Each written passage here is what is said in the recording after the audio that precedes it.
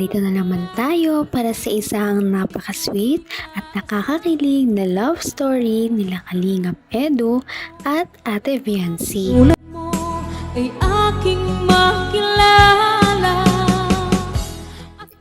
Para sa pagpapatuloy ng ating love story ay pumunta ang Kalingap team kasama si Ate Viancy sa ibang lugar.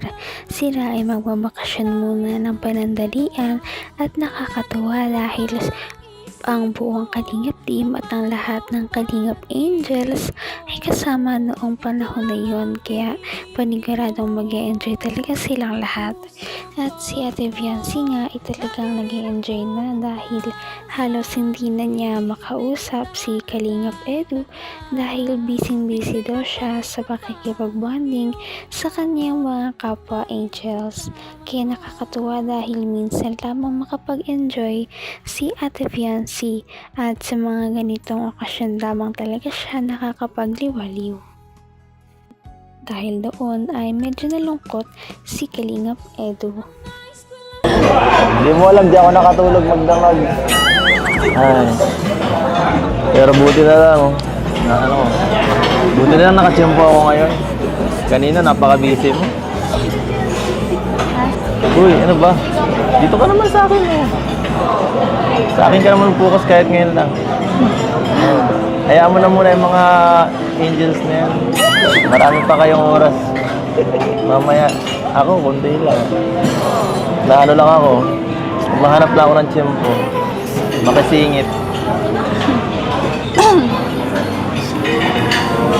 Bigyan mo na sa akin to. Ganda po na suot niyo. Pogi niyo po ngayon. Correct. Marami kasi dito mga mga fans, saka dapat lang para mas lalo kang para mas alam mo kung mag-stand, joke. Kaya nga pala may sasabihin ako mamaya. Bakit mamaya ba po? Ha? Pwede naman po ngayon ah. Ayoko dito, ang daming tao. Wala pati, pangit ang dito. Naku, parang nagselos yata ng kaunti si Kalingap Edu dahil medyo hindi siya pinapansin ni Ate Viancy dahil busy nga siya sa pakipagkulitan sa kanyang mga kapwa Kalingap Angels. Ngunit nakuha ni Kalingap Edu ang kanyang atensyon dahil sinabi niya na meron siyang sasabihin mamaya, kaya Labas tayo kahit tayo lang. Yung mga angel, palagi naman yan na angel. Bahala. Yes. Akong bahala. Okay lang. Sige po. Promise yan ah. Saan po ba tayo mapunta? Ha? Saan po mapunta? Kahit saan. Basta, sumama ka na lang. Ayoko po. Okay kung saan niyo. Grabe ka naman. Wala ka pa rin tiwala. Kumain ka na lang, oh. Gusto na po ako. Kanina po kain ng Inubos ko po yung pagkain po. Oh, ito. Madaming tao po. Ah.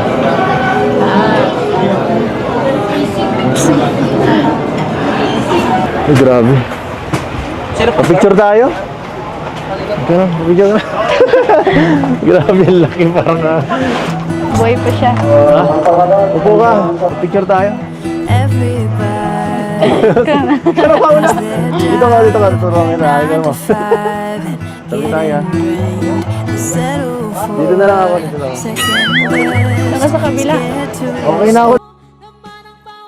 grabe talaga ang chemistry ng dalawang ito dahil nakakatuwa na makita silang dalawa na nagsasaya na naman at may bago na naman silang lalawigan na napuntahan.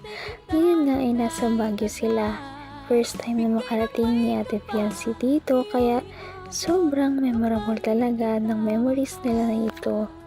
Ah.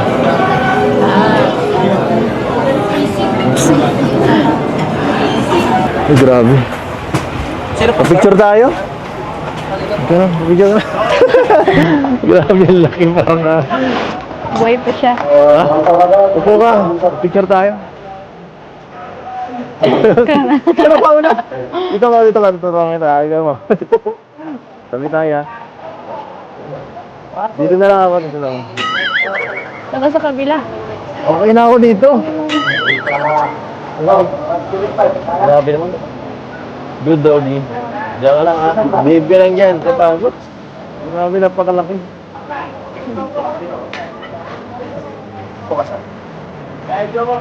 Bakit po? Kasulaki mo. Piling. Laki.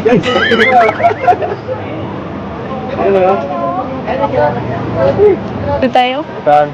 Kabay. Mga mga kabayo. Sige ba? Handa-handa ka sana ba? Sigurado ka, baka tumalon yan, tumakbo ng mabilis. Dito lang ako sa baba. Walang maalala ko. Saan? Ay, meron. Meron. Mga kabayo kaya. Finally ay talagang nakapagsulo na silang dalawa sa kanilang time. Parang nag-date na nga silang dalawa lamang na hindi kasama ang ibang Kalingap Angels o Kalingap Team. Kaya sobrang kinilig ang mga viewers dahil meron na naman silang nakitang kilig moments ng EDC Love Team. At dito nga sa Baguio ay marami pa silang ginawa. Ngayon ay sumakay muna sila ng kabayo at nag-picture. Lord, gusto ko.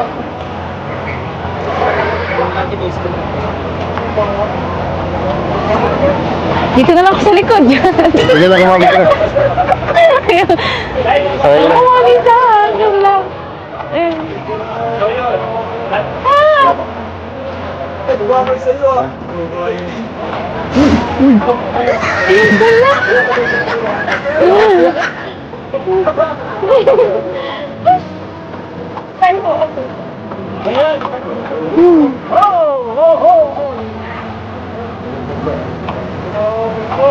Wala akong biya.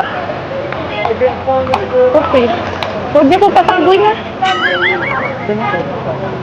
Kuya, huwag niyo po patakboyin.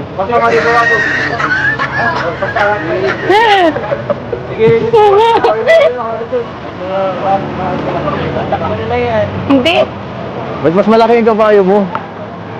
Iba na to. Iba na to. Throwback.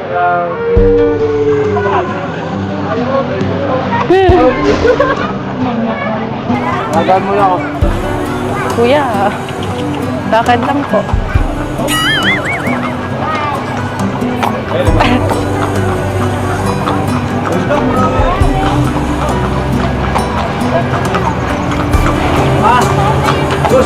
Medyo malatakotin pala si Ate Viancy sa mga ganitong bagay, ngunit kahit na medyo nakakatakot ay talagang tinry niya ang kanyang best para matry niya ang pagsakay sa kabayo at mga iba pang bagay, at makikita natin ang pagpapatuloy ng kanilang trip sa susunod nating video.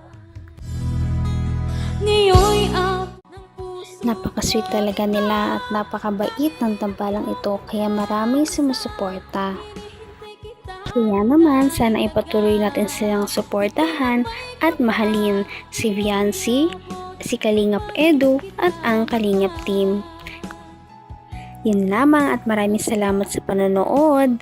Abangan natin kung magkakatuluyan ba talaga si Kalingap Edu at Viancy. Hanggang sa muli! Bye!